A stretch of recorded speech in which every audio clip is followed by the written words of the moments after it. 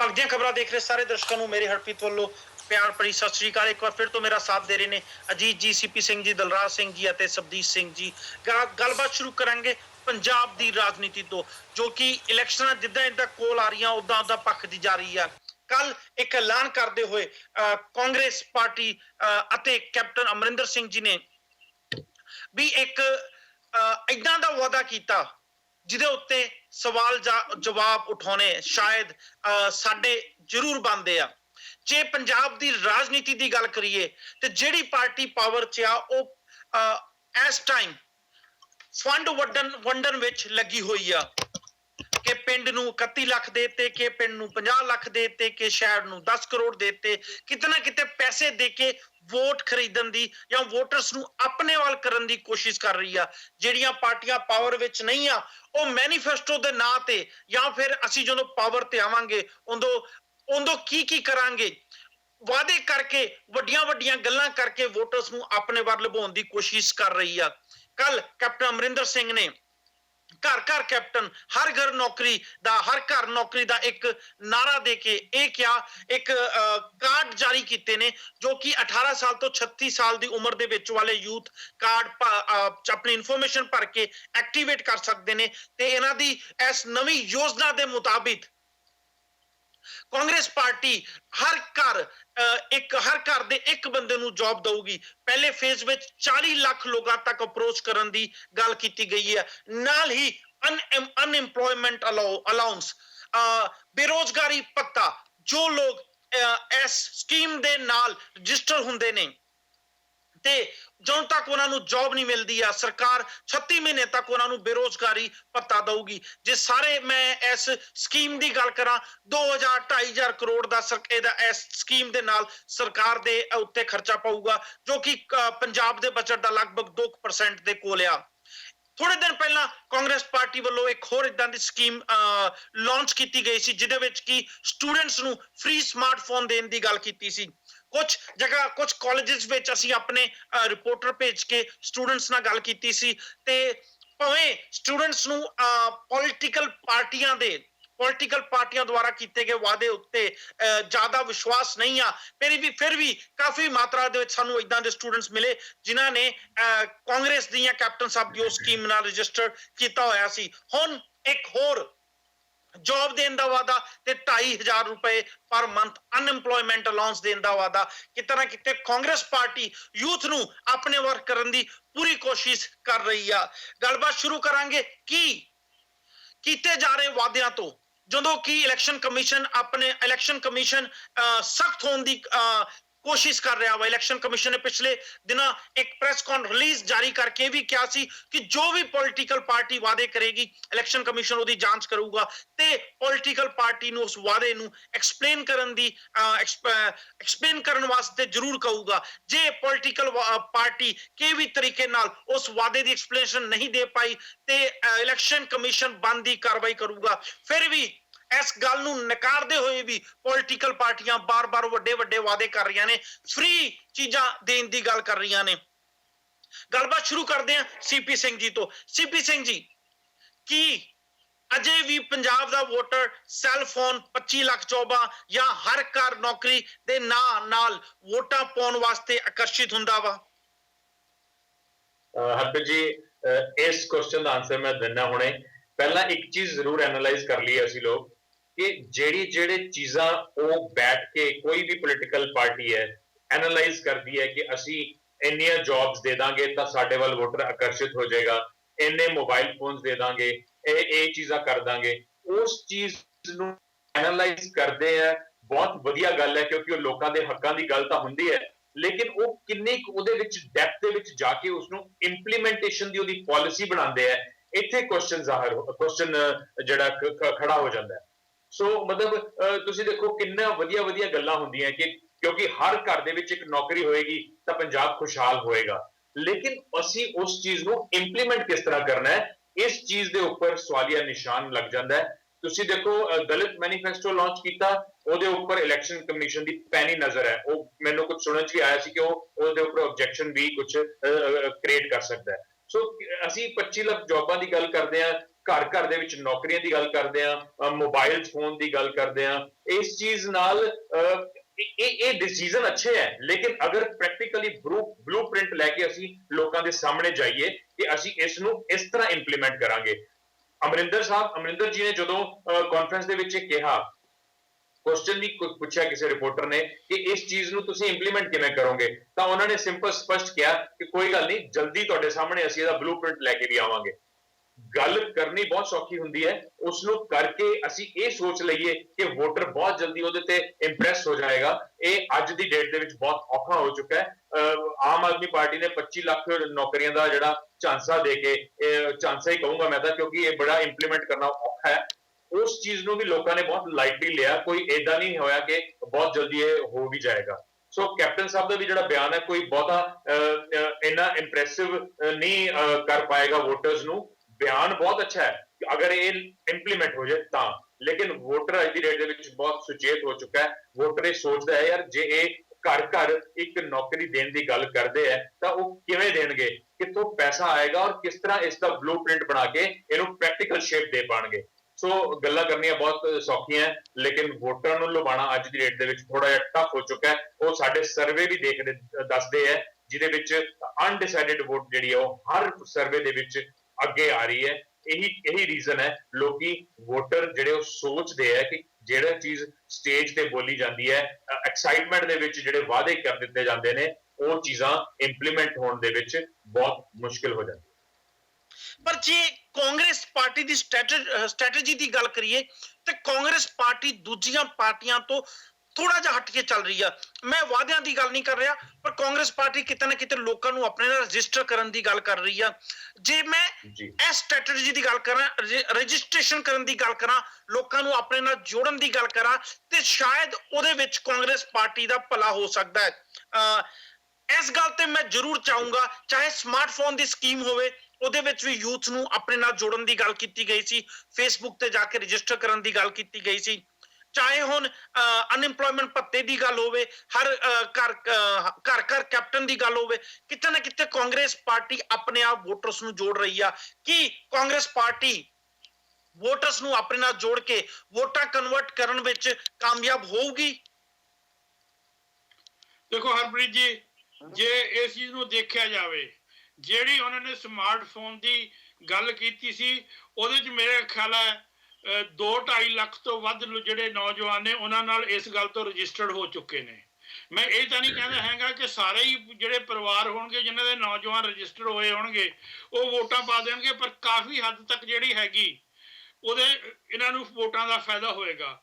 ਜਿਵੇਂ ਹੁਣ ਕਿਹਾ ਕਿ 3.25 ਲੱਖ ਆਬਾਦੀ ਹੈ, 3.25 ਕਰੋੜ ਆਬਾਦੀ ਹੈ ਪੰਜਾਬ ਦੀ, ਜੇ 5 ਬੰਦਿਆਂ ਦਾ ਪਰਿਵਾਰ ਕਰੀਏ ਤਾਂ 55 ਲੱਖ ਜਿਹੜੇ ਹੈਗੇ ਉਹ ਪਰਿਵਾਰ ਬਣ ਜਾਂਦੇ ਨੇ।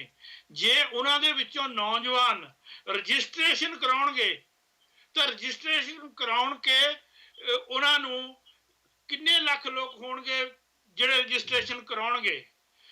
ਬਾਅਦ ਦੇ ਵਿੱਚ ਵੱਖਰੀ ਗੱਲ ਹੈ ਕਿ ਸਪਸ਼ਟ ਲੱਗਦੀ ਹੈ ਗੱਲ ਕਿ ਇੰਨਾ ਕੁਝ ਪੰਜਾਬ ਗਵਰਨਮੈਂਟ ਨਹੀਂ ਕਰ ਪਾਏਗੀ ਜੇ ਕੱਲ ਨੂੰ ਕੈਪਟਨ ਸਾਹਿਬ ਦੀ ਸਰਕਾਰ ਵੀ ਆ ਜਾਂਦੀ ਹੈ। ਇੰਨੇ ਰਿਸੋਰਸ ਜੇ ਅਸੀਂ ਉਹਨਾਂ ਵਾਸਤੇ ਕਹਿੰਦੇ ਸੀ ਕਿ 25 ਕਰੋੜ ਰੁਪਈਆ ਮੁਹੱਈਆ 25,000 ਕਰੋੜ ਰੁਪਈਆ ਕਿੱਥੋਂ ਤੁਸੀਂ ਕ੍ਰੀਏਟ ਕਰੋਗੇ, ਤਾਂ ਇਹਨਾਂ ਦਾ ਬਜਟ ਤਾਂ ਮੇਰੇ ਖਿਆਲ 50,000 ਕਰੋੜ ਰੁਪਏ ਤੱਕ ਚਲੇ ਜਾਏਗਾ। ਕਿੱਥੋਂ ਇੰਨਾ ਪੈਸਾ ਉਹ ਮੋਬਿਲਾਈਜ਼ ਕਰਨਗੇ? ਇਹ ਕਿਆ ਇਹਨੂੰ ਜੇ ਆਪਾਂ ਉਸ ਪੱਖ ਤੋਂ ਵੇਖੀਏ, ਪੋਲੀਟੀਕਲ ਕਰਪਸ਼ਨ ਔਰ ਉਹ ਵੀ ਸਿੱਧੀ ਕਾਗਜ਼ਾਂ ਦੇ ਲਿਖਤੀ ਰੂਪ ਵਿੱਚ ਜਿਹੜੀ ਹੋ ਰਹੀ ਹੈ। ਸੋ ਲੋਕ ਇੰਨੀ ਛੇਤੀ ਸਮਝਣ ਨਾ ਸਮਝਣ, ਪਰ ਜੇ ਇਹਦੀ ਸਪਸ਼ਟ ਪੜਚੋਲ ਕੀਤੀ ਜਾਵੇ, ਇਹ ਬਹੁਤ ਵੱਡੀ ਇੱਕ ਤਰ੍ਹਾਂ ਦੀ ਪੋਲੀਟੀਕਲ ਕਰਪਸ਼ਨ ਹੋ ਰਹੀ ਹੈ। ਭਾਵੇਂ ਜਿਵੇਂ ਤੁਸੀਂ ਕਹਿੰਦੇ ਹੋ ਕਿ ਇਲੈਕਸ਼ਨ ਕਮਿਸ਼ਨ ਇਹ ਕਹਿੰਦਾ ਕਿ ਅਸੀਂ ਵੇਖਾਂਗੇ, ਪਰ ਸ਼ਾਇਦ ਹਾਲੇ ਕੋਈ ਹਾਰਡ ਐਂਡ ਫਾਸਟ ਰੂਲ ਨਹੀਂ ਬਣਿਆ। ਉਹਨਾਂ ਨੇ ਸ਼ਾਇਦ ਇਨ ਪ੍ਰਿੰਸੀਪਲ ਮੰਨਿਆ ਇਲੈਕਸ਼ਨ ਕਮਿਸ਼ਨ ਨੇ, ਪਰ ਜੇ ਪ੍ਰੈਕਟੀਕਲੀ ਉਹ ਇਹਨਾਂ ਨੂੰ ਮੰਗਾ ਲਵੇ ਤਾਂ ਕੋਈ ਜਸਟੀਫਿਕੇਸ਼ਨ ਨਹੀਂ ਹੋ ਸਕਦੀ। ਇਹ ਨਿਰੋਲ ਲੋਕਾਂ ਦੀਆਂ ਜਿਹੜੀਆਂ ਮਜਬੂਰੀਆਂ ਨੇ ਉਹਦਾ ਬੜੀ ਚਤੁਰਾਈ ਨਾਲ ਫਾਇਦਾ ਉਠਾਉਣ ਵਾਲੀ ਗੱਲ ਹੈ।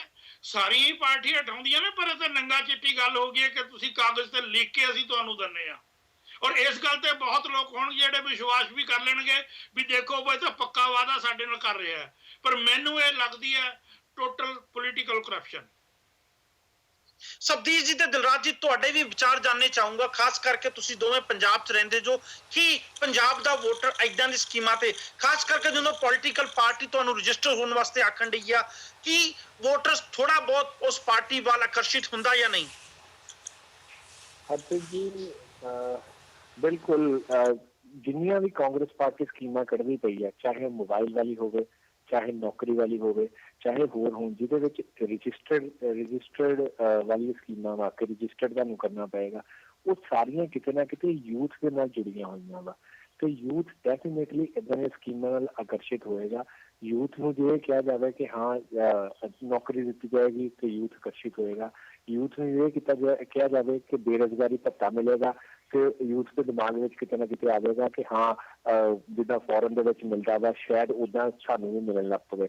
ਪਰ ਇੰਨਾ ਸੋਚਣ ਦੀ ਸ਼ਕਤੀ ਨਹੀਂ ਹੁੰਦੀ ਕਿ ਉਹ ਭੱਤਾ ਮਿਲੇਗਾ, ਪਰ ਸਰਕਾਰ ਦੇ ਕੋਲ ਫੰਡ ਕਿੱਥੋਂ ਆਏਗਾ? ਸਰਕਾਰ ਤਾਂ ਪਹਿਲੇ 1.5 ਲੱਖ ਕਰੋੜ ਦੇ ਕਰਜ਼ੇ ਦੇ ਥੱਲੇ ਦੱਬੀ ਹੋਈ ਹੈ। ਇੰਨਾ ਕੁਛ ਯੂਥ ਨਹੀਂ ਸੋਚਦਾ ਜਿੱਦਾਂ ਪ੍ਰਚਾਰ ਕੀਤਾ ਜਾ ਰਿਹਾ ਅੱਜ ਕੱਲ੍ਹ ਸੋਸ਼ਲ ਮੀਡੀਆ ਤੇ। ਤੁਸੀਂ ਕੋਈ ਵੈਬਸਾਈਟ ਇੰਡੀਆ ਦੀ ਖੋਲੋ, ਤਕਰੀਬਨ ਹਰ ਜਗ੍ਹਾ ਕੈਪਟਨ ਸਾਹਿਬ ਦੀ ਜਿਹੜੀ ਉਹ ਮੋਬਾਈਲ ਵਾਲੀ ਐਡ ਹੈ ਉਹ ਆਉਂਦੀ ਹੋਏਗੀ, ਚਾਹੇ YouTube ਹੋਵੇ, ਚਾਹੇ ਫੇਸਬੁੱਕ ਹੋਵੇ, ਜੋ ਮਰਜ਼ੀ ਵੈਬਸਾਈਟ ਖੋਲੋ ਉੱਥੇ ਉਹ ਕਿਤੇ ਨਾ ਕਿਤੇ ਤੁਹਾਨੂੰ ਨਜ਼ਰ ਆਏਗਾ ਹੀ ਆਏਗਾ। ਜ਼ਿਆਦਾ ਤੋਂ ਜ਼ਿਆਦਾ ਇਹ ਸਾਰੀਆਂ ਸਕੀਮਾਂ ਦੇ ਨਾਲ ਮੈਨੂੰ ਲੱਗਦਾ ਯੂਥ ਨੂੰ ਜੋੜਨ ਦੀ ਕੋਸ਼ਿਸ਼ ਕੀਤੀ ਜਾ ਰਹੀ ਹੈ ਤੇ ਮੈਨੂੰ ਪਰਸਨਲ ਤੌਰ ਤੇ ਲੱਗਦਾ ਕਿ ਇਹਦਾ ਫਾਇਦਾ ਕਿਤੇ ਨਾ ਕਿਤੇ ਕਾਂਗਰਸ ਪਾਰਟੀ ਨੂੰ ਹੁੰਦਾ ਦਿਖਦਾ ਪਿਆ। ਸਬਦੀਸ਼ ਜੀ।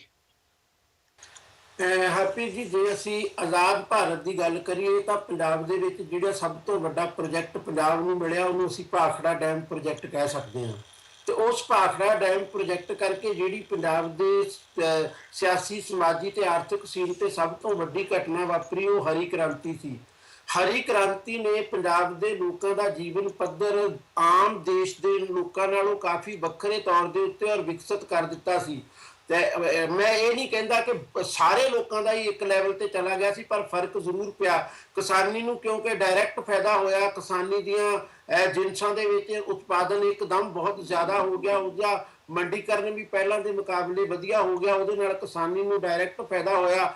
ਦਲਿਤ ਭਾਈਚਾਰੇ ਨੂੰ ਟੇਢੇ ਢੰਗ ਦੇ ਨਾਲ ਉਸ ਹਰੀ ਕ੍ਰਾਂਤੀ ਦਾ ਫਾਇਦਾ ਹੋਇਆ। ਪਰ ਹਰੀ ਕ੍ਰਾਂਤੀ ਦੀ ਉਮਰ ਦੁਨੀਆ ਭਰ ਦੇ ਖੇਤੀ ਮਾਹਰਾਂ ਦੇ ਮੁਤਾਬਕ 25 ਸਾਲ ਤੋਂ ਜ਼ਿਆਦਾ ਨਹੀਂ ਸੀ, ਔਰ ਅੱਜ ਦੀ ਤਰੀਕ ਦੇ ਵਿੱਚ 25 ਸਾਲ ਤੋਂ ਜ਼ਿਆਦਾ ਉਹਨਾਂ ਸਾਲਾਂ ਨੂੰ ਬੀਤ ਗਏ ਨੇ ਜਿਨ੍ਹਾਂ ਸਾਲਾਂ ਬਾਰੇ ਅਸੀਂ ਕਹਿ ਸਕਦੇ ਹਾਂ ਕਿ ਉਦੋਂ ਆਪਣਾ ਸਿਖਰ ਹੰਢਾ ਕੇ ਹਰੀ ਕ੍ਰਾਂਤੀ ਫੇਲੀਅਰ ਦੇ ਰਸਤੇ ਪੈ ਚੁੱਕੀ ਸੀ। ਇਸ ਗੱਲ ਨੂੰ ਵੀ ਹੁਣ 25 ਸਾਲ ਬੀਤ ਗਏ ਨੇ।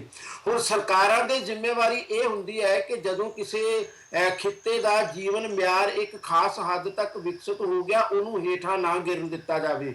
ਜੇ ਉਹਨੂੰ ਹੇਠਾਂ ਨਹੀਂ ਗਿਰਨ ਦੇਣਾ ਤਾਂ ਉਹਦੇ ਲਈ ਸਰਕਾਰਾਂ ਨੂੰ ਨਵੇਂ ਪ੍ਰੋਜੈਕਟ ਬਣਾਉਣੇ ਪੈਣਗੇ, ਕਿਉਂਕਿ ਜਿਹੜੀਆਂ ਚੀਜ਼ਾਂ ਦੇ ਵਿੱਚ ਵੱਧ ਤੋਂ ਵੱਧ ਸੰਭਾਵਨਾ ਹੁੰਦੀ ਤੁਸੀਂ ਉਸ ਸਾਰੀ ਸੰਭਾਵਨਾ ਨੂੰ ਨਿਚੋੜ ਚੁੱਕੇ ਹੁੰਦੇ ਹੋ। ਖੇਤੀ ਖੇਤਰ ਦੇ ਵਿੱਚ ਜਿੰਨਾ ਵਿਕਾਸ ਹੋਣਾ ਸੀ, ਜਿੰਨਾ ਅਸੀਂ ਧਰਤੀ ਨੂੰ ਨਿਚੋੜਨਾ ਸੀ, ਜਿੰਨਾ ਅਸੀਂ ਧਰਤੀ ਹੇਠਲੇ ਪਾਣੀ ਨੂੰ ਨਿਚੋੜਨਾ ਸੀ, ਅਸੀਂ ਉਹ ਸਾਰਾ ਨਿਚੋੜ ਚੁੱਕੇ ਹਾਂ। ਹੁਣ ਸਾਨੂੰ ਪੰਜਾਬ ਨੂੰ ਬਚਾਉਣ ਲਈ ਕੁਝ ਨਵੇਂ ਰਾਹਾਂ ਦੀ ਤਲਾਸ਼ ਕਰਨੀ ਪੈਣੀ ਸੀ, ਜਿਹੜੇ ਰਾਹਾਂ ਦੀ ਤਲਾਸ਼ ਨਾ ਪੰਜਾਬ ਦੀਆਂ ਪੋਲੀਟੀਕਲ ਪਾਰਟੀਆਂ ਨੇ ਕੀਤੀ, ਨਾ ਕੇਂਦਰ ਸਰਕਾਰਾਂ ਨੇ ਉਹਦੇ ਵਿੱਚ ਸਫਲਤਾ ਹੋਣ ਦਿੱਤੀ, ਨਾ ਸ਼ਾਇਦ ਉਹ ਹੋਣ ਹੀ ਦਿੰਦੇ। ਕਿਉਂਕਿ ਜੇ ਪੰਜਾਬ ਦੇ ਪੋਲੀਟੀਕਲ ਸੀਨ ਦੇ ਉੱਤੇ ਤੁਹਾਡੇ ਕੋਲੇ ਕੋਈ ਨਵਾਂ ਬਲੂ ਪ੍ਰਿੰਟ ਵੀ ਨਹੀਂ ਹੈ ਤਾਂ ਤੁਸੀਂ ਕਿੰਨਾ ਕੁ ਸਰਕਾਰਾਂ ਦੇ ਉੱਤੇ, ਕੇਂਦਰ ਸਰਕਾਰਾਂ ਦੇ ਉੱਤੇ ਦਬਾਅ ਵੀ ਪਾ ਲਓਗੇ। ਆਖਿਰਕਾਰ ਜੇ ਮੈਂ ਪੰਜਾਬ ਦੇ ਹੱਕ ਦੇ ਵਿੱਚ ਲੜਨਾ, ਮੈਨੂੰ ਪਤਾ ਹੋਣਾ ਚਾਹੀਦਾ ਕਿ ਪੰਜਾਬ ਨੇ ਕਿਵੇਂ ਤੇ ਕਿੱਦਾਂ ਵਿਕਸਿਤ ਹੋਣਾ।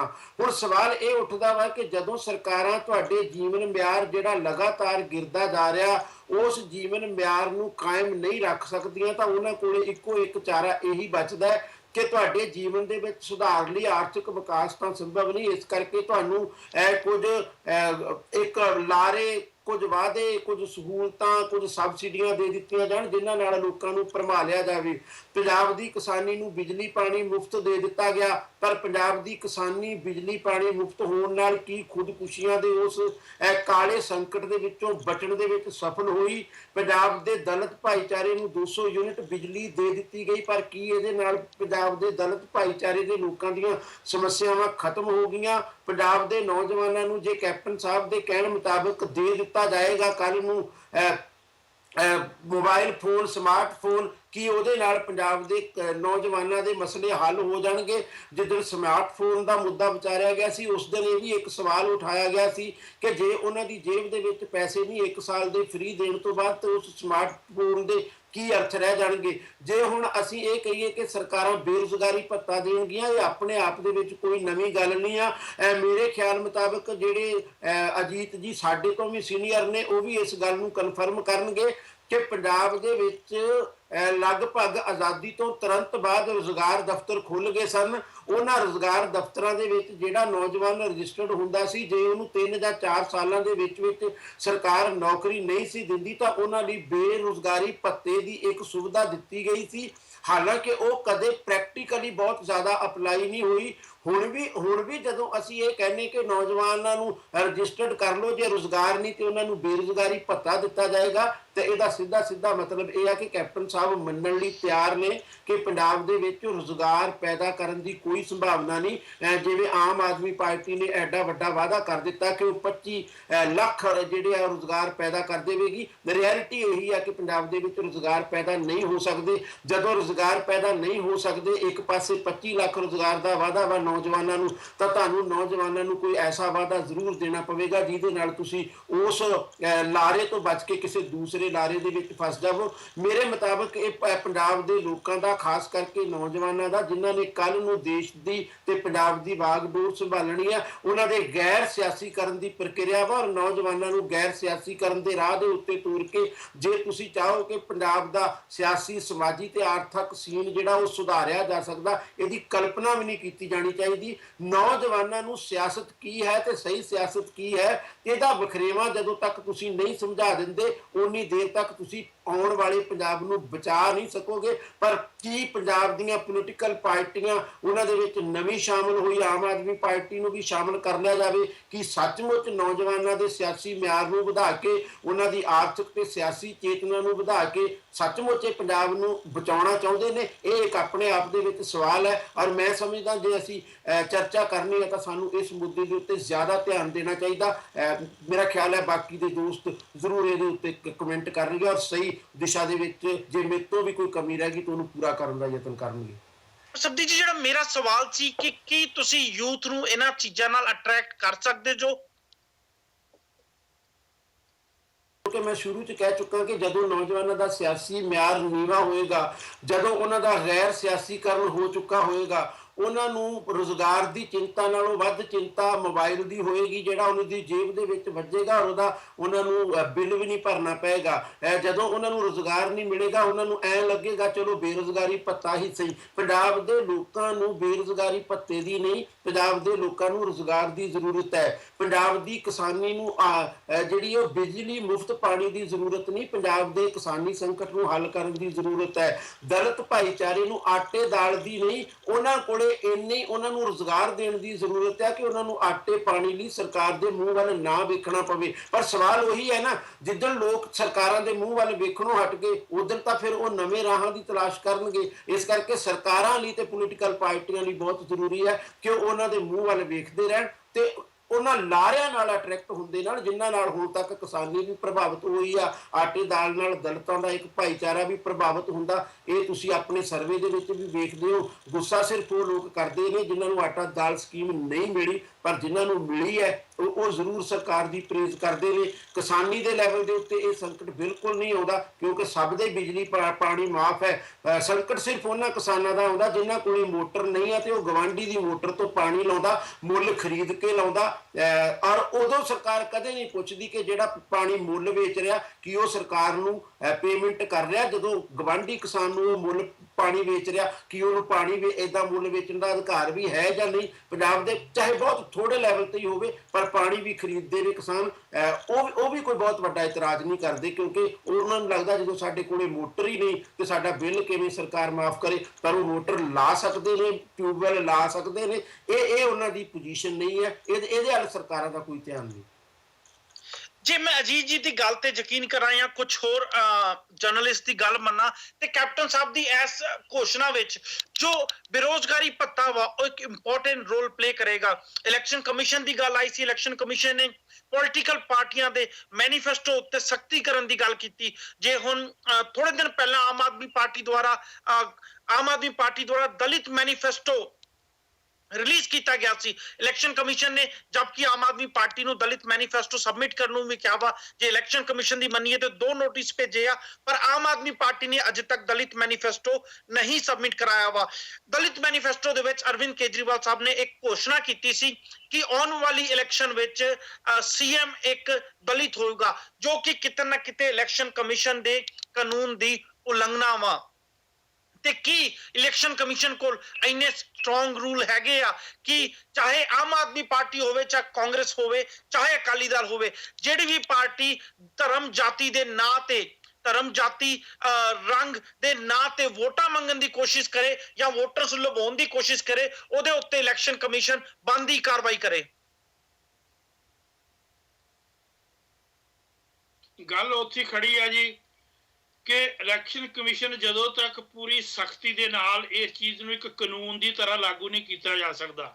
ਹਾਲੇ ਉਹਨਾਂ ਨੇ ਇਸ ਚੀਜ਼ ਦਾ ਨੋਟਿਸ ਲਿਆ, ਪਰ ਉਹਦੇ ਬਾਰੇ ਕੋਈ ਸਪਸ਼ਟ ਗਾਈਡਲਾਈਨਸ ਨਹੀਂ ਬਣੀ ਕਿ ਹਰ ਪਾਰਟੀ ਨੂੰ ਇਸ ਗਾਈਡਲਾਈਨਸ ਦੇ ਅਧੀਨ ਜਦੋਂ ਤੁਸੀਂ ਇਹ ਮੈਨੀਫੈਸਟੋ ਜਾਰੀ ਕਰਦੇ ਹੋ ਜਾਂ ਚੋਣ ਦੇ ਵਿੱਚ ਐਲਾਨ ਕਰਦੇ ਹੋ, ਉਹਦੇ ਵਿੱਚ ਆ ਕੇ ਤੁਹਾਨੂੰ ਇਲੈਕਸ਼ਨ ਕਮਿਸ਼ਨ ਦੇ ਕੋਲ ਜਾ ਕੇ ਉਹਦੀ ਪੂਰੀ ਤਫਸੀਲ ਦੇਣੀ ਪਏਗੀ ਔਰ ਉਹਨੂੰ ਜਸਟੀਫਾਈ ਕਰਨਾ ਪਏਗਾ। ਜਦੋਂ ਤੱਕ ਇਹਨੂੰ ਇਸ ਤਰ੍ਹਾਂ ਲਾਗੂ ਨਹੀਂ ਕੀਤਾ ਜਾਂਦਾ, ਇਹ ਲੋਕੀ ਜਿਹੜੇ ਪੋਲੀਟੀਸ਼ੀਅਨ ਨੇ ਉਹ ਨਹੀਂ ਹਟਣਗੇ ਇਹ ਗੱਲਾਂ ਕਰਨ ਤੋਂ, ਕਿਉਂਕਿ ਜਿਵੇਂ ਉਹਨਾਂ ਨੇ ਪੂਰੀ ਸਖਤੀ ਦੇ ਨਾਲ ਅੱਜ ਤੱਕ ਖਰਚੇ ਨੂੰ ਵੀ ਲਾਗੂ ਨਹੀਂ ਕੀਤਾ ਜਾ ਸਕਿਆ, ਉੱਥੇ ਵੀ ਮੈਨੂਪਲੇਟਡ ਜਿਹੜਾ ਹੈਗਾ ਖਰਚਾ ਉਹਨਾਂ ਕੋਲ ਜਮ੍ਹਾਂ ਕਰਾ ਦਿੱਤਾ ਜਾਂਦਾ, ਪਰ ਫੀਲਡ 'ਚ ਵੱਧ ਹੁੰਦਾ। ਸੋ ਇਸ ਗੱਲ ਦੇ ਉੱਤੇ, ਔਰ ਇਹ ਗੱਲ ਉਹਦੇ ਨਾਲੋਂ ਵੱਡੀ ਕਰਪਸ਼ਨ ਹੈ ਪੈਸੇ ਨਾਲੋਂ ਵੀ, ਜਦੋਂ ਤੱਕ ਉਹ ਪੂਰੀ ਸਖਤੀ ਨਹੀਂ ਕਰਦੇ ਤਦ ਨਹੀਂ ਲਾਗੂ ਹੋਏਗਾ। ਇਹ ਚੀਜ਼ਾਂ ਲੋਕਾਂ ਦੀ ਬਹੁਤ ਲੁੱਟ ਹੈ ਇੱਕ ਤਰ੍ਹਾਂ ਦੀ ਇਹ ਵੀ। ਹਾਂ, ਜੇ ਤੁਸੀਂ ਕਹਿੰਦੇ ਜੇ ਉਹਨਾਂ ਨੇ ਕੇਜਰੀਵਾਲ ਸਾਹਿਬ ਨੂੰ ਚਿੱਠੀ ਭੇਜੀ ਹੈ ਪਰ ਉਹਦਾ ਜਵਾਬ ਨਹੀਂ ਦਿੱਤਾ ਹੈਗਾ, ਬਸ ਉਹ ਚੀਜ਼ ਜਿਹੜੀ ਹੈਗੀ ਜੇ ਇੱਕ ਵਾਰੀ ਲਾਗੂ ਹੋ ਗਈ ਤਾਂ ਉਹ ਸਾਰੀਆਂ ਪਾਰਟੀਆਂ ਉਸ ਗੱਲ ਦਾ ਫਾਇਦਾ ਉਠਾਉਣਗੀਆਂ ਕਿ ਸਿਰਫ ਡਾਇਰੈਕਸ਼ਨਸ ਨੇ, ਕਾਨੂੰਨ ਨਹੀਂ ਬਣਿਆ ਹਾਲੇ ਇਹ। ਸੋ ਇਹਦੇ ਵਾਸਤੇ ਸਖਤੀ ਕਰਨੀ ਪਏਗੀ, ਨਹੀਂ ਲੋਕਾਂ ਨੂੰ ਗੁੰਮਰਾਹ ਕਰਨ ਵਾਲੀ ਗੱਲ ਹੈ। ਮੈਂ ਫੇਰ ਕਹਿਣਾ, ਜੇ 2.5-3 ਲੱਖ ਬੰਦੇ ਫੋਨ ਵਾਸਤੇ ਰਜਿਸਟਰਡ ਕਰਾ ਸਕਦੇ ਨੇ ਤਾਂ ਉਹਦੇ ਨਾਲੋਂ ਵੱਧ ਗਿਣਤੀ ਇੱਥੇ ਬੇਰੁਜ਼ਗਾਰੀ ਭੱਤੇ ਤੇ ਨੌਕਰੀ ਵਾਸਤੇ ਰਜਿਸਟਰਡ ਕਰਾਏਗੀ। ਔਰ ਜਿਹੜੇ ਰਜਿਸਟਰਡ ਕਰਾਉਣਗੇ ਉਹ ਆਸਬੰਦ ਹੋ ਕੇ ਜ਼ਰੂਰ ਪਾਰਟੀ ਨਾਲ ਜੁੜਨਗੇ।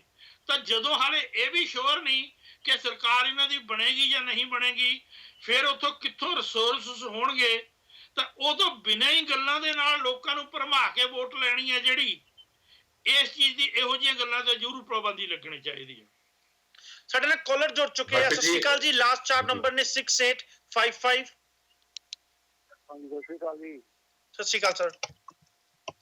ਹੁਣ ਇਹਨਾਂ ਨੇ ਜੋ ਵੀ ਹੈ ਕਿ ਅਕਾਲੀ ਹੈ ਕਿ ਕਾਂਗਰਸ ਜਿਹੜੀ ਮਰਜ਼ੀ ਪਾਰਟੀ ਹੈ ਭਾਜੀ, ਇਹਨਾਂ ਨੇ ਸਾਰੇ ਲੋਕ ਜ਼ਮੀਨੀ ਪੱਧਰ ਤੋਂ ਇੱਕ ਦੂਜੇ ਨਾਲ ਤੋੜਦੇ। ਜਿੱਦਾਂ ਹੁਣ ਸਾਡਾ ਏਰੀਆ ਮਰਿੰਡਾ ਕਰਾਲੀ ਏਰੀਆ ਸੀਗਾ, ਸਾਡੇ ਗੰਨਾ ਬਹੁਤ ਹੁੰਦਾ ਸੀਗਾ, ਜੇ ਸ਼ੂਗਰ ਮਿਲ ਗੰਨਾ ਛੱਡਦੇ ਆ ਤਾਂ ਗੰਨੇ ਦੇ ਪੈਸੇ ਦਿੰਦੇ ਨੇ। ਜੇ ਲੋਕ ਘਲਾੜੀ ਸਾਡੇ ਇੱਕ ਪਰਿਵਾਰ ਦੇ ਨਾਲ, ਸਾਡੇ ਇਕੱਲੇ ਨਾਲ ਨਹੀਂ, ਇਕੱਲੇ ਪਰਿਵਾਰ ਦੇ ਨਾਲ 10-10 ਪਰਿਵਾਰ, ਕਿਸੇ ਨੇ ਸ਼ੁਰੂ ਰੱਖੇ ਹੋਏ, ਚੂੜਿਆਂ ਨੇ, ਕਿਸੇ ਨੇ ਵਿਚਾਰੇ ਵਾਲਮੀਕੀਆਂ ਨੇ, ਜਾਂ ਕੋਈ ਵੀ ਜੁੜੇ ਹੋਏ ਸੀਗੇ। 6 ਮਹੀਨੇ ਜਿਹੜਾ ਡੰਗਰ ਵੀ ਰੱਖੇ ਹੁੰਦੇ ਸੀਗੇ। ਹੁਣ ਪਿੰਡਾਂ 'ਚ ਨਾਲ ਲੋਕਾਂ ਕੋਲ ਵਿਚਾਰੇ ਕੋਲ ਡੰਗਰ ਹੈ, ਕਿਉਂਕਿ ਕੋਈ ਸਿਸਟਮ ਹੀ ਸਾਰਾ ਹੀ ਗਲਤ ਹੋ ਗਿਆ। ਅੱਗੇ ਬਿਜਲੀ ਆਉਂਦੀ ਸੀ, ਜਿਵੇਂ ਤਰ੍ਹਾਂ ਮਿਲਦੀ ਸੀਗੀ, ਹੁਣ ਜੀ ਬਿਜਲੀ ਮਿਲਦੀ ਹੈ, ਜਦੋਂ ਸੀਜ਼ਨ ਹੁੰਦਾ ਉਦੋਂ ਮਿਲਦੀ ਹੈ, ਮੁੜ ਕੇ ਬਿਜਲੀ ਨਹੀਂ ਮਿਲਦੀ ਹੈਗੀ। ਸਾਰਾ ਹੀ ਸਿਸਟਮ ਇਹ ਗੌਰਮੈਂਟਾਂ ਨੇ ਖਰਾਬ ਕਰਤਾ। ਲੋਕਾਂ ਨੂੰ ਇੱਕ ਦੂਜੇ ਨਾਲ ਬਿਲਕੁਲ, ਹੁਣ ਚੰਡੀਗੜ੍ਹ ਦਾ ਏਰੀਆ ਸੀ, ਨਵਾਂ ਚੰਡੀਗੜ੍ਹ ਆਉਣ ਦੀ ਕਿਆ ਲੋੜ ਪੈ ਗਈ ਸੀਗੀ। ਉਹ ਸਾਡੇ ਰਿਸ਼ਤੇਦਾਰ ਨਹੀਂ ਹੈਗੇ, ਪੜੌਲ ਮੁੱਲਾ ਪਨੀਕੇ ਬਣਿਆ ਹੈ, ਕਰਤਾਰਪੁਰ ਇੱਧਰ ਨੂੰ, ਉਹ ਜ਼ਮੀਨਾਂ ਉਹਨਾਂ ਦੀਆਂ ਪੁੱਡੇ 'ਚ ਰਿਕਵਾਇਰ ਕਰਦੀਆਂ ਇੰਨੀਆਂ ਮਹਿੰਗੀਆਂ, ਉੱਥੇ ਨਾ ਕੰਮ ਨਾ ਤੋਰ, ਲੋਕਾਂ ਨੂੰ ਇੱਕ ਪੈਸੇ ਦੇ ਕੇ ਲੋਕ ਅੱਗੇ ਦੁੱਧ ਦਾ ਕੰਮ ਕਰਦੇ ਸੀਗੇ ਚੰਡੀਗੜ੍ਹ ਨੂੰ ਆ ਕੰਪਨੀ ਖਵਾਉਣੇ ਵਾਲਾ ਵਗੈਰਾ, ਪਰ ਉਹ ਸਾਰੇ ਜ਼ਮੀਨੀ ਪੱਧਰ ਤੋਂ ਲੋਕ ਇਹਨਾਂ ਗੌਰਮੈਂਟਾਂ ਨੇ ਤੋੜਦੇ ਲਾਲਚ ਦੇ ਵਿੱਚ, ਕਿਉਂਕਿ ਸਿਸਟਮ ਕੋਈ ਬਣਿਆ ਨਹੀਂ ਹੈਗਾ। ਚੰਡੀਗੜ੍ਹ 'ਚ ਕੋਈ ਪਾਣੀ ਨਹੀਂ ਹੈਗਾ, ਉਹ ਉੱਥੇ ਦੱਸੋ ਉਹ ਐਡੀ ਜਿਹੜੀ ਹੁੰਦੀ ਹੈ, ਸਾਡਾ ਪਾਣੀ ਬੰਦ ਕਰਕੇ ਚੰਡੀਗੜ੍ਹ ਨੂੰ ਜਾ ਕੇ ਪਾਣੀ ਦੇਤਾ। ਉਹ ਸਾਡੇ ਲੋਕਾਂ ਦੇ ਜੇ ਪਹਿਲਾਂ ਪਰਿਵਾਰ 4 ਕਿੱਲੇ ਸੀਗੇ, 2 ਮੁੰਡੇ ਹੋ ਗਏ, ਕਹਾਂ 2 ਰਹਿ ਗਏ, ਉਹ ਕਿੱਥੇ 3 ਲੱਖ ਰੁਪਏ 4 ਲੱਖ ਰੁਪਏ ਮੋਟਰ ਤੇ ਲਾ ਦੇਣਗੇ। ਚੱਕਰ ਸਾਰੇ ਇਹਨਾਂ ਨੇ ਜ਼ਮੀਨੀ ਪੱਧਰ ਤੋਂ ਜਿਹੜੇ ਇਹਨਾਂ ਨੇ ਆਪਣੇ ਲਾਲਚਾਂ ਖਾਤਰ ਜਾਇਦਾਦਾਂ ਬਣਾਉਣ ਖਾਤਰ ਸਾਰਾ ਕੁਝ ਖਤਮ ਕਰਤਾ। ਓਕੇ ਜੀ। ਅੱਜ ਮੈਂ ਸੁਖਬੀਰ ਬਾਦਲ ਸਾਹਿਬ ਦੀ ਇੱਕ ਅਨਾਉਂਸਮੈਂਟ ਸੁਣ ਰਿਹਾ ਸੀ ਜੋ ਬਾਘਾ ਪੁਰਾਣਾ ਦੇ ਵਿੱਚ ਕਰ ਰਹੇ ਸੀ। ਉੱਥੇ ਉਹਨਾਂ ਨੇ ਕਰੋੜਾਂ ਦੀ ਝੜੀ ਲਾਤੀ, 10 ਕਰੋੜ ਬਾਘਾ ਪੁਰਾਣਾ ਸ਼ਹਿਰ ਵਾਸਤੇ ਦਿੱਤੇ, 10.5 ਕਰੋੜ ਜਾਂ 3 ਕਰੋੜ, ਮੈਂ ਤੇ ਉਹ ਗਿਣਤੀ ਭੁੱਲ ਗਿਆ ਜਿੰਨੀ ਛੇਤੀ ਉਹ ਅਨਾਉਂਸਮੈਂਟ ਕਰ ਰਹੇ ਸੀ। ਕਾਂਗਰਸ ਅਤੇ ਆਮ ਆਦਮੀ ਪਾਰਟੀ ਵੱਲੋਂ ਇਹ ਇਲਜ਼ਾਮ ਬਾਰ-ਬਾਰ ਅਕਾਲੀ ਦਲ ਉੱਤੇ ਲਾਏ ਜਾ ਰਹੇ ਨੇ ਕਿ ਚੁਣਾਵ ਕੋਲ ਹੋਣ ਦੇ ਕਾਰਨ ਅਕਾਲੀ ਦਲ ਜੋ ਇਹ ਘੋਸ਼ਣਾ ਕਰ ਰਿਹਾ ਜਾਂ ਪੈਸੇ ਵੰਡ ਰਿਹਾ ਇਹ ਗਲਤ ਆ, ਕਿਤੇ ਨਾ ਕਿਤੇ ਇੱਥੇ ਰੋਕ ਲਾਉਣੀ ਚਾਹੀਦੀ ਆ, ਪੰਜਾਬ ਦੇ ਵਿੱਚ ਰਾਸ਼ਟਰਪਤੀ ਸ਼ਾਸਨ ਲਾਉਣਾ ਚਾਹੀਦਾ। ਪਰ ਸਵਾਲ ਮੇਰਾ ਇੱਥੇ ਇਹ ਆ ਕਿ ਜਦੋਂ ਕਾਂਗਰਸ ਤੇ ਆਮ ਆਦਮੀ ਪਾਰਟੀ ਦੋਵੇਂ ਇੰਨੀਆਂ ਵੱਡੀਆਂ ਘੋਸ਼ਣਾ ਕਰ ਰਹੀ ਆ ਤੇ ਉਹਨਾਂ ਤੇ ਕੋਈ ਰੋਕ ਨਹੀਂ ਹੈਗੀ, ਤੇ ਅਕਾਲੀ ਦਲ ਜੋ ਇਸ ਟਾਈਮ ਪਾਵਰ ਵਿੱਚ ਆ ਤੇ ਉਹਨਾਂ ਦੀ ਘੋਸ਼ਣਾ ਉੱਤੇ ਰੋਕ ਕਿਉਂ ਲਾਈ ਜਾਵੇ, ਜਾਂ ਫਿਰ ਅਸੀਂ ਅਕਾਲੀ ਦਲ ਨੂੰ ਕਿਉਂ ਗਲਤ ਕਹੀਏ? ਬਿਲਕੁਲ ਬਿਲਕੁਲ ਹਰਪ੍ਰੀਤ ਜੀ, ਅਸੀਂ ਕਿਉਂ ਗਲਤ ਕਹੀਏ? Because they are ruling the state. ਉਹਨਾਂ ਨੇ ਹੋਰ ਵੀ ਇੰਨੇ ਵੱਡੇ ਬੈਨੀਫਿਟ ਅਨਾਉਂਸ ਕੀਤੇ, ਕਰੋੜਾਂ ਰੁਪਏ ਤੁਸੀਂ ਦੱਸਿਆ ਕੱਲ ਬਾਘੇ ਪੁਰਾਣੀ ਰੈਲੀ ਦੇ ਵਿੱਚ ਅਨਾਉਂਸ ਕੀਤੇ, ਮੈਂ ਵੀ ਥੋੜਾ ਜਿਹਾ ਸੁਣਿਆ ਸੀ। ਅਸੀਂ ਇਸ ਚੀਜ਼ ਨੂੰ ਰੋਕ ਰਹੇ ਹਾਂ, ਅਸੀਂ ਆਪਣੇ ਆਪ ਨੂੰ ਦੇਖ ਨਹੀਂ ਰਹੇ, ਅਸੀਂ ਆਪਣੇ ਜੋ ਵਾਅਦੇ ਕੀਤੇ ਲੋਕਾਂ ਲਈ ਉਹਨਾਂ ਚੀਜ਼ਾਂ ਨੂੰ ਅਸੀਂ ਐਨਾਲਾਈਜ਼ ਨਹੀਂ ਕਰ ਰਹੇ, ਅਸੀਂ ਦੂਸਰਿਆਂ ਦੇ ਉੱਪਰ ਰੋਕ ਲਾਉਣ ਦੀ ਗੱਲਾਂ ਕਰਦੇ ਹਾਂ। ਗੱਲ ਸਿਰਫ ਉਹੀ ਆ ਗਈ, ਕਿਤੇ ਨਾ ਕਿਤੇ ਕੋਈ ਵੀ ਪੁਆਇੰਟ ਪਕੜ ਲਓ, ਉਸ ਨੂੰ ਆਪਣੇ ਬੈਨੀਫਿਟ ਲਈ ਕਿਵੇਂ ਨਾ ਕਿਵੇਂ ਐਡਜਸਟ ਕਰ ਲਓ ਔਰ ਸਟੇਟਮੈਂਟ ਦੇ ਦਿਓ। ਦੇਖੋ ਇਹ ਚੀਜ਼ਾਂ ਸਾਰੀਆਂ ਇੱਕ ਤਰ੍ਹਾਂ ਨਾਲ ਵੋਟਰਾਂ ਨੂੰ ਭਰਮਾਉਣ ਦੀਆਂ ਗੱਲਾਂ ਹੁੰਦੀਆਂ। ਆਹ ਕਰ ਲਓ ਜੀ, ਉਹਨਾਂ ਨੇ ਗਲਤ ਕੀਤਾ, ਉਹ ਇਹ ਨਹੀਂ ਕਰ ਰਹੇ, ਅਸੀਂ ਇਲੈਕਟ੍ਰਿਸਿਟੀ ਦੇਤੀ, ਕੁਝ ਇੱਕ ਪੀਰੀਅਡ ਦਿਖਾ ਦਿੰਦੇ ਨੇ ਕਿ ਇਸ ਪੀਰੀਅਡ ਦੇ ਵਿੱਚ ਤਾਂ ਇਲੈਕਟ੍ਰਿਸਿਟੀ ਜਿਹੜੀ ਹੈ ਉਹ ਬਿਲਕੁਲ ਵੀ ਨਹੀਂ ਆਈ, ਅਸੀਂ ਇੰਨੀ ਪ੍ਰੋਡਿਊਸ ਕਰਤੀ। ਇਹ ਸਾਰੇ ਫੈਕਟਸ ਐਂਡ ਫਿਗਰਸ ਹੈ ਜਿਹੜੇ ਇਲੈਕਸ਼ਨ ਦੇ ਨੇੜੇ ਆ ਕੇ ਵੋਟਾਂ ਨੂੰ ਭਰਮਾਉਣ ਦੀ ਰਾਜਨੀਤੀ ਹੋ ਰਹੀ ਹੈ, ਹੋਰ ਕੁਝ ਨਹੀਂ ਹੋ ਰਿਹਾ। ਤੁਸੀਂ ਪਹਿਲਾ ਸਵਾਲ ਪੁੱਛਿਆ ਸੀ ਇਲੈਕਸ਼ਨ ਕਮਿਸ਼ਨ ਬਾਰੇ। ਦੇਖੋ ਇਹਦੇ ਵਿੱਚ ਕੋਈ ਡਾਊਟ ਨਹੀਂ ਹੈ, ਜੇ ਇਲੈਕਸ਼ਨ ਕਮਿਸ਼ਨ ਨੇ ਪਹਿਲਾਂ ਇਹ ਸਟੇਟਮੈਂਟ, ਇਹ ਨੋਟੀਫਿਕੇਸ਼ਨ ਜਾਰੀ ਕੀਤਾ ਸੀਗਾ ਜਿਹਦੇ ਵਿੱਚ ਉਹਨਾਂ ਨੇ ਕਿਹਾ ਸੀਗਾ ਕਿ ਅਸੀਂ ਹਰ ਇੱਕ ਮੈਨੀਫੈਸਟੋ ਤੇ ਜਾਂ ਹਰ ਇੱਕ ਪੋਲੀਟੀਕਲ ਪਾਰਟੀ ਦੇ ਵਾਅਦਿਆਂ ਦੇ ਉੱਪਰ ਨਜ਼ਰ ਰੱਖਾਂਗੇ, ਤਾਂ ਇਹ ਪੋਸੀਬਲ ਨਹੀਂ ਹੈ ਕਿ ਉਹ ਕਿਸੇ ਇੱਕ ਬਲੂਪ੍ਰਿੰਟ ਤੋਂ ਬਗੈਰ ਹੀ ਉਹਨਾਂ ਨੇ ਅਨਾਉਂਸ ਕਰ ਦਿੱਤਾ ਹੋਵੇ। ਜੇ ਅੱਜ ਉਹ ਦਲਿਤ ਮੈਨੀਫੈਸਟੋ ਦੇ ਉੱਪਰ ਆਮ ਆਦਮੀ ਪਾਰਟੀ ਨੂੰ ਇੱਕ ਨੋਟਿਸ ਜਾਰੀ ਕਰ ਸਕਦੇ ਹੈ ਕਿ ਸਾਨੂੰ ਉਹ ਚੀਜ਼ਾਂ ਸਬਮਿਟ ਕਰਾਓ ਕਿ ਉਹ ਤੁਸੀਂ ਕਿਵੇਂ ਪ੍ਰੂਵ ਕਰੋਗੇ, ਤਾਂ ਇਹ ਚੀਜ਼ ਬਿਲਕੁਲ ਵੀ ਸੋਚਣੀ ਨਹੀਂ ਬਣਦੀ ਕਿ ਉਹ ਉਹਨਾਂ ਦੀ ਕੋਈ ਤਿਆਰੀ ਨਹੀਂ ਹੋਏਗੀ। ਇਲੈਕਸ਼ਨ ਕਮਿਸ਼ਨ ਇੱਕ ਐਸੀ ਬਾਡੀ ਹੈ ਔਰ ਪਿਛਲਾ ਤੁਸੀਂ ਇਤਿਹਾਸ ਵੀ ਦੇਖ ਲਓ ਕਿ ਬੜਾ ਫੇਅਰਲੀ ਔਰ ਟਰਾਂਸਪੇਰੈਂਟਲੀ ਕੰਮ ਕਰਦੀ ਆਈ ਹੈ। ਸੋ ਬਿਲਕੁਲ ਜੇ ਇਦਾਂ ਦੇ ਸਟੈਪ ਉਹ ਚੱਕ ਰਹੀ ਹੈ ਤਾਂ ਬਿਲਕੁਲ ਆਪਣੇ ਇੱਕ ਪੂਰੀ ਪ੍ਰੈਪਰੇਸ਼ਨ ਤਿਆਰੀ ਨਾਲ ਹੀ ਆ ਰਹੀ ਹੈ, ਔਰ ਮੈਨੂੰ ਪੂਰਾ ਯਕੀਨ ਹੈ ਕਿ ਜੇ ਇਦਾਂ ਦੇ ਸਟੈਪ ਉਹ ਪ੍ਰੈਕਟੀਕਲੀ ਚੱਕ ਲੈਂਦੀ ਹੈ, ਜਿਸ ਤਰ੍ਹਾਂ ਇੱਕ ਪਾਰਟੀ ਨੂੰ ਉਹਨਾਂ ਨੇ ਨੋਟਿਸ ਭੇਜਿਆ, ਇਸ ਤਰ੍ਹਾਂ ਹੋਰ ਪਾਰਟੀਆਂ ਨੂੰ ਵੀ ਜਿਹੜੇ ਚੋਣ ਜੁਮਲਿਆਂ ਦੇ ਵਿੱਚ ਆ ਕੇ ਵਾਅਦੇ ਕਰਦੇ ਨੇ, ਉਹ ਜਿਹੜੇ ਕਿ ਲੱਗਦੇ ਨਹੀਂ ਕਿ ਪੂਰੇ ਹੋਣਗੇ, ਉਸ ਚੀਜ਼ ਨੂੰ ਠੱਲ ਪਾ ਦਿੰਦੀ ਹੈ, ਤਾਂ ਬਹੁਤ ਹੀ ਜ਼ਿਆਦਾ ਇੰਪੈਕਟਫੁਲ ਰਹੇਗਾ ਅਗਲੀ ਇਲੈਕਸ਼ਨ ਦੇ ਵਿੱਚ। ਮੇਰਾ ਇਹ ਜ਼ਾਤੀ ਮੰਨਣਾ ਇਹ ਹੋਏਗਾ ਕਿ ਜਿਹੜੇ ਲੋਕਾਂ ਨਾਲ ਝੂਠੇ ਵਾਅਦੇ ਹੁੰਦੇ ਸੀਗੇ ਉਹ ਕਾਫੀ ਰੁਕ ਜਾਣਗੇ ਔਰ ਲੋਕੀ ਜਿਹੜੇ ਆ ਕਾਫੀ ਰਿਐਲਿਟੀ ਦੇ ਨਜ਼ਦੀਕ ਆ ਕੇ ਆਪਣੀ ਵੋਟ ਨੂੰ ਜਿਹੜੀ ਉਹ ਕਾਸਟ ਕਰ ਸਕਣ। ਥੋੜੀ ਜਿਹੀ ਮੈਂ ਗੱਲ ਪੰਜਾਬ ਦੇ ਗੋ ਹੈਡ ਜੀ। ਹਾਂਜੀ ਗੋ ਹੈਡ ਦਿਲਰਾਜ ਜੀ। ਹਾਂਜੀ ਹਰਪ੍ਰੀਤ ਜੀ ਬਿਲਕੁਲ ਤੁਸੀਂ ਕਿਹਾ ਕਿ ਆਪਾਂ ਸ਼੍ਰੋਮਣੀ ਅਕਾਲੀ ਦਲ ਤੇ ਕੁਐਸਚਨ ਕਿਉਂ ਚੱਕੀ ਹੈ। ਕੁਐਸਚਨ ਇੱਥੇ ਕੋਈ ਇੱਕ ਪੋਲੀਟੀਕਲ ਪਾਰਟੀ ਤੇ ਨਹੀਂ, ਸਾਰੀਆਂ ਪੋਲੀਟੀਕਲ ਪਾਰਟੀਆਂ ਤੇ ਕੁਐਸਚਨ ਬਣਦੇ ਹੈਗੇ ਆ, ਚਾਹੇ ਉਹ ਰੂਲਿੰਗ ਪਾਰਟੀ ਹੋਵੇ ਚਾਹੇ ਆਪੋਜੀਸ਼ਨ ਹੋਵੇ। ਹਰ ਪੋਲੀਟੀਕਲ ਪਾਰਟੀ ਕਿਤੇ ਨਾ ਕਿਤੇ ਝੂਠੇ ਵਾਅਦੇ ਕਰਦੀ ਆ ਰਹੀ ਹੈ ਤੇ ਅੱਗੇ ਵੀ ਕਰਦੀ ਰਹੇਗੀ। ਹੁਣ ਮੈਨੀਫੈਸਟੋ ਮੰਗੇ ਜਾ ਸਕਦੇ ਨੇ, ਮੈਨੀਫੈਸਟੋ ਦੇ ਵਿੱਚ ਹੋ ਸਕਦਾ ਕਿ ਕੈਪਟਨ ਸਾਹਿਬ ਨੇ ਜੋ ਗੱਲਾਂ ਕੀਤੀਆਂ ਉਹ ਨਾ ਪਾਣ, ਜਾਂ ਬਾਦਲ ਸਾਹਿਬ ਨੇ ਜੋ ਗੱਲਾਂ ਕੀਤੀਆਂ ਨਾ ਪਾਣ, ਜਾਂ ਕੇਜਰੀਵਾਲ ਸਾਹਿਬ ਨੇ ਜੋ ਗੱਲਾਂ ਕੀਤੀਆਂ ਰੈਲੀਆਂ ਦੇ ਵਿੱਚ ਉਹ ਨਾ ਪਾਣ। ਇਲੈਕਸ਼ਨ ਕਮਿਸ਼ਨ ਨੂੰ ਬਹੁਤ ਸਟਰੋਂਗਲੀ ਇੱਥੇ ਇੱਕ ਲੈਣਾ ਪਏਗਾ ਸਟੈਂਡ, ਚਾਹੇ ਉਹ ਮੈਨੀਫੈਸਟੋ ਦੀ ਗੱਲ ਹੋਵੇ ਚਾਹੇ ਉਹ ਓਰਲੀ ਰੈਲੀਆਂ ਦੀ ਗੱਲ ਹੋਵੇ। ਜਿੱਦਾਂ ਖਰਚੇ ਦੀ ਗੱਲ ਹੋਈ ਸੀ, ਖਰਚੇ ਤੇ ਇੱਕ ਸਰਵੇਅਰ ਲਾਇਆ ਜਾਂਦਾ ਵਾ, ਜਦੋਂ ਵੀ ਇੱਕ ਬੰਦੇ ਦੇ ਨਾਲ ਕੋਈ ਇੱਕ MLA ਉਹਦੇ ਨਾਲ ਕੋਈ ਇੱਕ ਇੰਸਪੈਕਟਰ ਟਾਈਪ ਬੰਦਾ ਲਾ ਦਿੱਤਾ ਜਾਂਦਾ ਜਿਹੜਾ ਇਹ ਚੈੱਕ ਕਰਦਾ ਹੈ ਕਿ ਕਿੱਥੇ ਕਿੰਨੇ ਪੈਸੇ ਲੱਗੇ। ਇਹ ਸਾਰੀਆਂ ਚੀਜ਼ਾਂ ਇਲੈਕਸ਼ਨ ਕਮਿਸ਼ਨ ਨੇ ਕੀਤੀਆਂ। ਨੋ ਡਾਊਟ ਕਿ ਸਕਸੈਸਫੁਲ ਵੀ ਕੁਝ ਹੱਦ ਤੱਕ ਹੋ ਗਈ ਹੈ। ਖਰਚੇ ਤੇ ਕਾਫੀ ਹੱਦ ਤੱਕ ਇਲੈਕਸ਼ਨ ਕਮਿਸ਼ਨ ਨੇ ਆਪਣਾ ਕੰਟਰੋਲ ਕਰ ਲਿਆ ਵਾ, ਜੋ ਪਹਿਲੇ ਹੁੰਦਾ ਸੀ ਉਦਾਂ ਨਹੀਂ ਹੁੰਦਾ ਪਿਆ। 2017 ਇਲੈਕਸ਼ਨ ਵਿੱਚ ਕਿਉਂਕਿ ਨੋਟਬੰਦੀ ਵੀ ਹੋ ਚੁੱਕੀ ਹੈ, ਬਲੈਕ ਮਨੀ ਵੀ ਮੈਨੂੰ ਨਹੀਂ ਲੱਗਦਾ ਕਿ ਬਹੁਤ ਜ਼ਿਆਦਾ ਇਨਵੋਲਵ ਹੋਏਗੀ। ਇਲੈਕਸ਼ਨ ਕਮਿਸ਼ਨ ਜੇ ਇਹ ਝੂਠੇ ਵਾਅਦਿਆਂ ਦੇ ਪ੍ਰਚਾਰ ਨੂੰ ਰੋਕਣਾ ਚਾਹੁੰਦਾ ਵਾ ਤੇ ਇੱਕ ਅੱਧਾ ਕੋਈ ਸਟਰੋਂਗ ਮੈਸੇਜ ਦੇ ਦੇਵੇ ਕਿਸੇ ਇੱਕ ਪੋਲੀਟੀਕਲ ਪਾਰਟੀ ਨੂੰ ਫੜ ਕੇ, ਤੇ ਮੈਂ ਮੈਨੂੰ ਲੱਗਦਾ ਪਰਸਨਲ ਤੌਰ ਤੇ ਕਿ ਸਾਰੇ ਹੀ ਸੁਧਰ ਜਾਣਗੇ। ਪਰ ਇੰਨਾ ਸੌਖਾ ਇਲੈਕਸ਼ਨ ਕਮਿਸ਼ਨ ਨੇ ਵੀ ਨਹੀਂ ਹੁੰਦਾ। ਨੋ ਡਾਊਟ ਇਲੈਕਸ਼ਨ ਕਮਿਸ਼ਨ ਇੱਕ ਨਿਰਪੱਖ ਤਰੀਕੇ ਦੇ ਨਾਲ ਕੰਮ ਕਰਦੀ ਪਈ ਹੈ। ਉਹਨਾਂ ਨੇ ਮੈਨੀਫੈਸਟੋ ਦੀ ਗੱਲ ਕੀਤੀ ਹੈ, ਪਰ ਆਉਣ ਵਾਲੇ ਟਾਈਮ ਵਿੱਚ ਮੈਨੂੰ ਪਰਸਨਲ ਤੌਰ ਤੇ ਲੱਗਦਾ ਕਿ ਉਹਨਾਂ ਨੂੰ ਮੈਨੀਫੈਸਟੋ ਇਕੱਲਾ ਛੱਡ ਕੇ ਹਰ ਰੈਲੀ, ਹਰ ਜਗ੍ਹਾ ਉਹਨਾਂ ਨੂੰ ਦੇਖਣਾ ਪਏਗਾ, ਤੇ ਜਿੱਥੇ ਜਿੱਥੇ ਵੀ ਕੋਈ ਝੂਠੇ ਵਾਅਦੇ ਹੁੰਦੇ ਆ ਜਾਂ ਜਿੱਥੇ ਉਹਨਾਂ ਨੂੰ ਲੱਗਦਾ ਹੈ ਕਿ ਇਹ ਵਾਅਦੇ ਪੂਰੇ ਨਹੀਂ ਹੋ ਸਕਦੇ, ਉੱਥੇ ਉਹਨਾਂ ਨੂੰ ਉਹ ਪੋਲੀਟੀਕਲ ਪਾਰਟੀ ਨੂੰ ਕੁਐਸਚਨ ਕਰਨਾ ਪਏਗਾ। ਤੁਸੀਂ ਚੁਣਾਵੀ ਖਰਚਿਆਂ ਦੀ ਗੱਲ ਕੀਤੀ, ਇਲੈਕਸ਼ਨ ਕਮਿਸ਼ਨ ਨਾਲ ਇੰਸਪੈਕਟਰ ਲਾ ਕੇ ਤੁਸੀਂ ਖਰਚਿਆਂ ਤੇ ਕੰਟਰੋਲ ਕਰਨ ਦੀ ਗੱਲ ਕੀਤੀ, ਪਰ ਜੇ ਮੈਂ ਲੋਕ ਸਭਾ ਇਲੈਕਸ਼ਨ ਦੀ ਗੱਲ ਕਰਾਂ ਦਿਲਰਾਜ ਸਿੰਘ ਜੀ, ਕੈਲਗਰੀ ਵਿੱਚੋਂ ਮੈਂ ਕੈਲਗਰੀ 'ਚ ਰਹਿੰਦਾ, ਕੈਲਗਰੀ ਦੇ ਵਿੱਚੋਂ ਕਾਫੀ ਵੱਡੀ ਮਾਤਰਾ 'ਚ ਪੈਸੇ ਇਕੱਠੇ ਕਰਕੇ $70-75,000 ਇਕੱਠੇ ਕਰਕੇ ਇੰਡੀਆ ਇੱਕ ਪਾਰਟਿਕੂਲਰ ਪਾਰਟੀ ਦੇ ਲੀਡਰ ਨੂੰ ਜਿਤਾਉਣ ਵਾਸਤੇ ਭੇਜੇ ਗਏ ਸੀ, ਜੋ ਕਿ ਜਿਹਨੂੰ ਅਸੀਂ ਹਵਾਲਾ ਟ੍ਰਾਂਸਫਰ ਕਵਾਂਗੇ। ਕੀ ਤੁਹਾਨੂੰ ਲੱਗਦਾ ਹੈ ਉਹਨਾਂ ਪੈਸਿਆਂ ਦਾ ਕਿਤੇ ਲੇਖਾ ਜੋਖਾ ਹੋ ਸਕਦਾ ਹੈ? ਨਹੀਂ ਹੁੰਦਾ ਹਰਪ੍ਰੀਤ ਜੀ, ਏਦਾਂ ਤਾਂ ਸਿਰਫ ਪੈਸਿਆਂ ਦੀ ਆਪਾਂ ਗੱਲ ਛੱਡੀਏ, ਜਿਹੜੀ ਦਾਰੂ ਚੱਲਦੀ ਹੈ, ਜਿਹੜੇ ਹੋਰ ਕਈ ਚੀਜ਼ਾਂ ਗਿਫਟ ਚੱਲਦੇ ਹੈਗੇ ਆ, ਉਹਨਾਂ ਦਾ ਲੇਖਾ ਜੋਖਾ ਬਿਲਕੁਲ ਹੋ ਹੀ ਨਹੀਂ ਸਕਦਾ।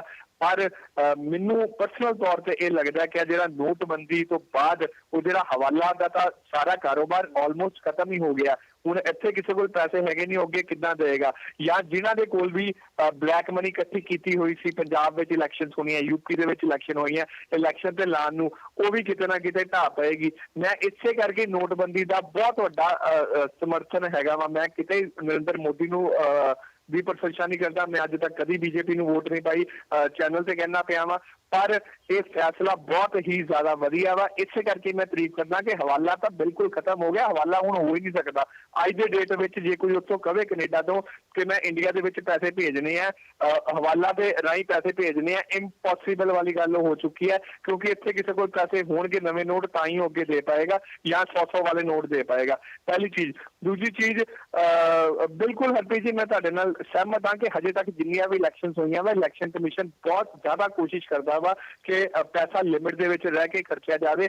ਜਦੋਂ ਵੀ ਕੋਈ ਰੈਲੀ ਹੁੰਦੀ ਹੈ, ਕੋਈ ਨੁੱਕੜ ਮੀਟਿੰਗ ਹੁੰਦੀ ਹੈਗੀ ਆ, ਉਦੋਂ ਹਰ ਚੀਜ਼ ਦੇਖੀ ਜਾਂਦੀ ਹੈ। ਪਰ ਤਾਂ ਵੀ ਸਾਡੇ ਜਿਹੜੇ ਪੋਲੀਟੀਸ਼ੀਅਨਸ ਨੇ, ਸਾਡੀਆਂ ਜਿਹੜੀਆਂ ਪੋਲੀਟੀਕਲ ਪਾਰਟੀਆਂ ਨੇ, ਸਾਡੇ ਜਿਹੜੇ ਲੀਡਰਸ ਨੇ, ਹਰ ਚੀਜ਼ ਦਾ ਹੱਲ ਲੱਭ ਲੈਂਦੇ ਹੈਗੇ ਆ, ਤੇ ਉਹ ਹੱਲ ਬਲੈਕ ਮਨੀ ਦੇ ਰੂਪ ਵਿੱਚ ਜਾਂ ਹਵਾਲੇ ਦੇ ਰੂਪ ਵਿੱਚ ਜਾਂ ਗਿਫਟਾਂ ਦੇ ਰੂਪ ਵਿੱਚ ਜਾਂ ਦਾਰੂ ਦੇਣ ਦੇ ਰੂਪ ਵਿੱਚ ਲੱਭਿਆ ਜਾਂਦਾ ਵਾ, ਤੇ ਇਲੈਕਸ਼ਨ ਕਮਿਸ਼ਨ ਨੂੰ ਧੋਖਾ ਦਿੱਤਾ ਜਾਂਦਾ। ਪਰ ਕੋਈ ਵੀ ਬੰਦਾ, ਮੈਨੂੰ ਨਹੀਂ ਲੱਗਦਾ ਕਿ ਇਹ ਕੁਐਸਚਨ ਚੱਕੇਗਾ ਜਾਂ ਚੱਕਦਾ ਹੋਏਗਾ ਜਾਂ ਕੋਈ ਪੋਲੀਟੀਕਲ ਪਾਰਟੀ ਚੱਕਦੀ ਹੋਏਗੀ ਕਿ ਇਲੈਕਸ਼ਨ ਕਮਿਸ਼ਨ ਆਪਣਾ ਕੰਮ ਸਹੀ ਢੰਗ ਦੇ ਨਾਲ ਨਹੀਂ ਕਰਦਾ ਪਿਆ।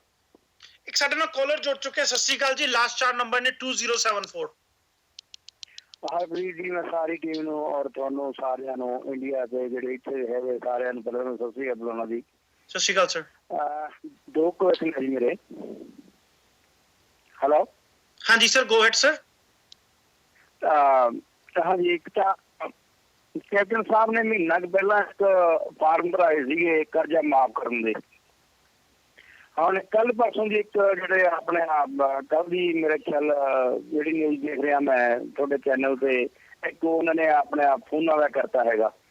ਹੁਣ ਮੈਨੂੰ ਨਹੀਂ ਪਤਾ ਬਈ ਰਾਜੇ ਮਹਾਰਾਜਾ ਦਾ ਕਿੰਨਾ ਕੁ ਧਨ ਬਾਹਰ ਵੇਲੇ ਬੈਂਕ, ਜਰਮਨ ਦੇ ਬੈਂਕ 'ਚ ਹੋਊਗਾ, ਕਿੰਨਾ ਕੁ ਉਹਨਾਂ ਦਾ ਕਰਜ਼ਾ ਮਾਫ ਕਰ ਸਕਦੇ ਆ। ਤੁਹਾਡੇ ਡਿਬੇਟ ਵੀ ਚੱਲੀ ਸੀਗੀ, ਜਿਹੜੇ ਉਹਨੇ ਫਾਰਮ ਭਰਾਏ ਸੀਗੇ ਕਰਜ਼ਾ ਮਾਫ ਦੇ।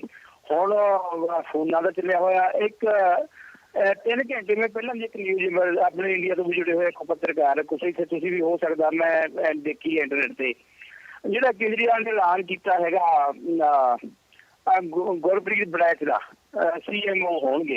ਇਹ ਮੇਰਾ ਖਿਆਲ 4 ਘੰਟੇ ਪਹਿਲਾਂ ਦੀ ਨਿਊਜ਼ ਆ। ਜੇ ਕਿਸੇ ਨੇ, ਮੇਰੇ ਵੀਰ ਤੁਹਾਡੇ ਇੰਡੀਆ ਤੋਂ ਵੀ ਕਾਫੀ ਇਨਫੋਰਮੇਸ਼ਨ ਦੇ ਰਹੇ ਆ ਜਾਂ ਤੁਸੀਂ ਵੀ ਦੇਖੀ ਆ, ਕੁਛ ਉਹਦੇ ਬਾਰੇ ਚੱਲਣਾ ਪਊ। ਬਾਕੀ ਤਾਂ ਮੈਂ ਤਾਂ ਇਹ ਕਹਿਣਾ ਹੁੰਦਾ, ਮਿੱਠੀਆਂ ਗੋਲੀਆਂ ਹਰੇਕ ਨੇ ਦੇਣੀਆਂ, ਕੌੜੀਆਂ ਤਾਂ ਕਿਸੇ ਨੇ ਦੇਣੀ ਹੀ ਨਹੀਂ ਗੀਆਂ। ਪਰ ਲੋਕ ਸਾਡੇ ਸਿਆਣੇ ਹੋ ਚੁੱਕੇ ਆ, ਬਹੁਤ ਸੋਚ ਸਮਝ ਕੇ ਇਹਨਾਂ ਨੂੰ ਵੋਟਾਂ ਪਾਉਣਗੇ, ਤੇ ਇਸੇ ਤਰ੍ਹਾਂ ਸੇਵਾ ਕਰਦੇ ਰਹੋ। ਮੈਂ ਤਾਂ ਦਿਨ ਦੁਗਣਾ ਚੁੱਕਣੀ ਬਖਸ਼ੇ ਤੁਹਾਡੇ ਚੈਨਲ ਨੂੰ। ਵਾਹਿਗੁਰੂ ਜੀ ਕਾ ਖਾਲਸਾ, ਵਾਹਿਗੁਰੂ ਜੀ ਕੀ ਫਤਿਹ ਜੀ।